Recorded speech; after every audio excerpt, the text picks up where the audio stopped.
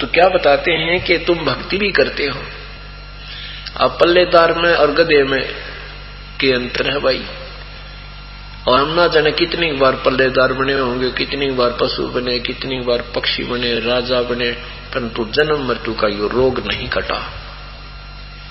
कर्म भोगने का जैसे भी किए हैं वैसा ही आपको मिलता रहता है। ये विधान है इस काल के लोक का, एक ब्रह्मांड का, 21 ब्रह्मांड का, और 7 संग ब्रह्मांड तक यही विधान है। लेकिन सतलोक के अंदर ये विधान नहीं है। और वो परमात्मा यहाँ आकर के हमारे पापों को भी अपनी विटो पावर से, अपनी शक्ति से नष्ट कर सकता है। और जब तक हमारे पाप नष्ट नहीं होंगे तो भोगने से पूरे कभी नहीं हो सकते। एक जीवन में हम पाप पुण्य करते हैं, एक और पाप हो जाते हैं करोड़ एक दिन में, और दोनों भोगने पड़ेंगे।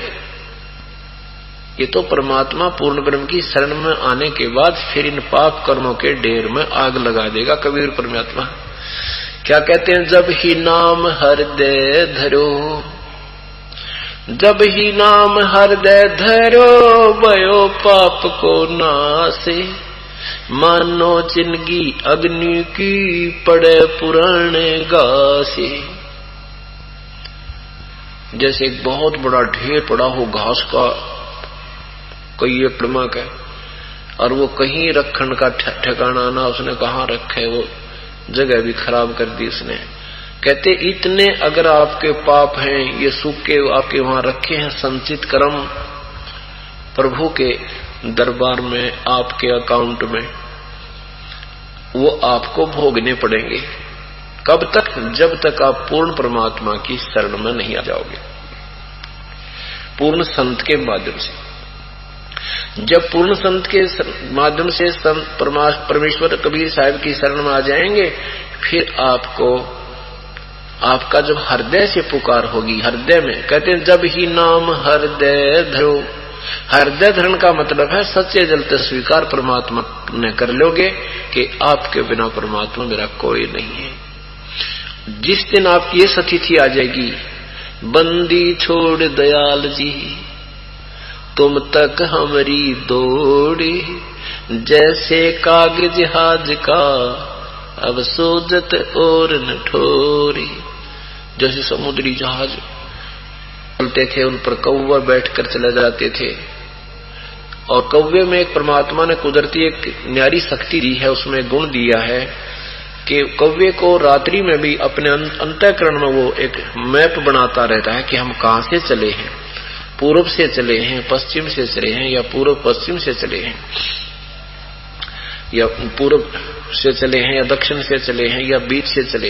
यानी उसके अंदर एक ऐसा गुण है कि जब सूर्य उदय होगा तो उसको याद रहता है कि हम इधर से आए। तो पहले पुराने समय में जब जहाज चला करते समुद्री, दिशा सूचक उनके विश्वसनीय नहीं होते थे। क्यों नहीं होते थे? क्योंकि बीच में कई चुंबकीय चट्टानें आ जाती थी, जिस कारण से वो उनका इंस्ट्रूमेंट वो दिशा सूचक गड़बड़ी कर देता था। उसको भी उन्होंने चेक करना होता था, उसका निरीक्षण करते थे कि ये सचमुच हम ठीक दिशा में जा रहे हैं कि नहीं। उसके लिए भी उस कौवे का प्रयोग करते थे जहाज के चालक। सुबह क्या करते थे, कौवे गड्ढा मार देते, पत्थर मारते, उसको उड़ा देते, विवश कर देते जहाज से उड़ने के लिए। अब कौवा उस दिशा को चलता था जिस दिशा से वो चले थे, यानी पूर्व से चले थे तो कौवा पूर्व को ही सीधा पूर्व की तरफ की उड़ान शुरू होगी, स्टार्ट से होगा। तो वो अपने जो जहाज के चालक होते थे अपने दिशा सूचक को भी चेक कर लेते थे, अपनी दिशा को भी देख लेते थे कि हम ठीक चल रहे हैं या गलत होती तो उसको सेटिंग कर देते थे। कौवा जब थोड़ी बहुत दूर जाता था, 1-8 किलोमीटर उड़ जाता था, फिर उसको कहीं पर भी कोई ठिकाना बैठने को नजर नहीं आ रहा था।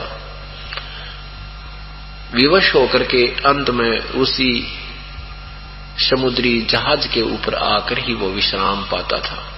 उस जहाज के अतिरिक्त अगर कहीं भी वो बैठता है तो सब पानी ही पानी था, उसमें डूबना ही था। उसने वो डूब मरने का स्थान था जहाज के अतिरिक्त।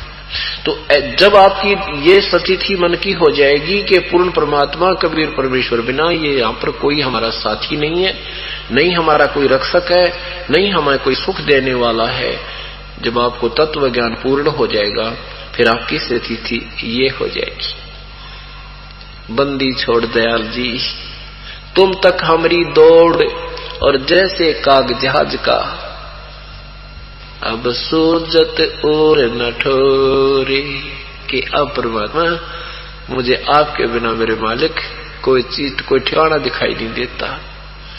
कहते ब्रह्मा जी की भक्ति करें वो नासवान, विष्णु जी की भक्ति करें वो आप दुखी, मृत्यु को वो प्राप्त हुए, शिव जी की भक्ति करें वो आप नासवान, और भगवानों की के विरानमेटी हो रही उनकी। देखो उनका इतिहास, आपस में लड़े, कभी भस्मागिरी पीछे पड़ रहा है भगवान को मारने के लिए, कभी कोई हो रहा है, कभी कुछ। श्री कृष्ण जी विष्णु रूप में, कृष्ण रूप में आए थे विष्णु जी, उनका जीवन देख लो, सारा जीवन ही कष्ट में रहा। तो यहाँ जब सारी स्थिति से परिचित होने के उपरांत फिर एक कबीर परमात्मा दिखेंगे जिसकी आड़ पकड़ के परमात्मा गरीबदास साहब कहते थिर पकड़ थिर होई। थिर थिर माने जो बिल्कुल स्थिर, कभी विनाश में नहीं आता, उसका ही सहारा लेने से हम स्थिर हो सकते हैं।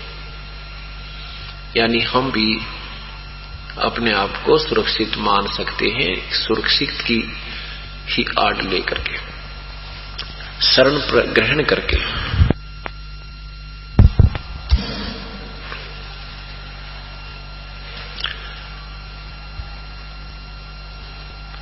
तो उसमें कहते हैं जब ही नाम हृदय धरो भयो पाप को नासे। जब आपके दिल में निभा जाएगी, कति आत्मा पुकार न्यारी होती है, मन की बकवाद न्यारी होती है। जिस दिन आपने आत्मा जब आपकी रो के मालिक से अर्ज करेगी, क्योंकि ये आत्मा का पिता है, ये अपनी आत्मा को रोती नहीं दे सकता, पर यह रोती है कोई ना उसके लिए। या तो बेटा न रोए, क्या बेटी न रोए, क्या कार न रोए, क्या कोठी न रोए, यू मन रुआए जा से इसमें। और वो परमात्मा ने विधान बना रखा है कि जैसा तेरा कर्म है वही दूंगा। और इस शरण में आने के बाद फिर इन बेटे बेटों के लिए भी तो आत्मा रोएगी, इनको भी सुख देगा यू, पर उसमें अंतर बहुत होगा। आपकी कमाई से उधर कन्वर्ट किया जाएगा जो बच्चे नाम नहीं ले रहे, और जो बच्चे भी साथ में नाम ले रहे हैं फिर हो सकता है कोई ना, फिर थोड़ा बहुत क्रेडिट दे भी देंगे तो कोई दिक्कत नहीं आती, लेकिन हम समझदार हो जाएंगे, बच्चों को उतना ही देंगे जितनी इनकी आवश्यकता है। जैसे पिता के पास 20 लाख रुपए हैं और बच्चा मांगा है तो उसने घने 20,000 देगा, वो भी कई बार मांग लेगा, जब कोई दिक्कत नहीं होगी, आवश्यकता देखी तो दे दे। ऐसे ही जब आप भी और बच्चे भी लाइन पर लग रहे हैं, भक्ति कर रहे हैं, उनके ऊपर कोई आपत्ति आती है और आप भी पुकार कर दोगे अंतःकरण से, रोके भगवान आपका बालक है देखिए, यानी आपने संकेत किया, लेकिन उसमें आपका भी क्रेडिट उधर से दे देगा भगवान, आपकी कमाई से भी उस बच्चे को राहत दे सकता है, दे देगा। देव की जय। बंदी छोड़ कबीर परमेश्वर जी की जय।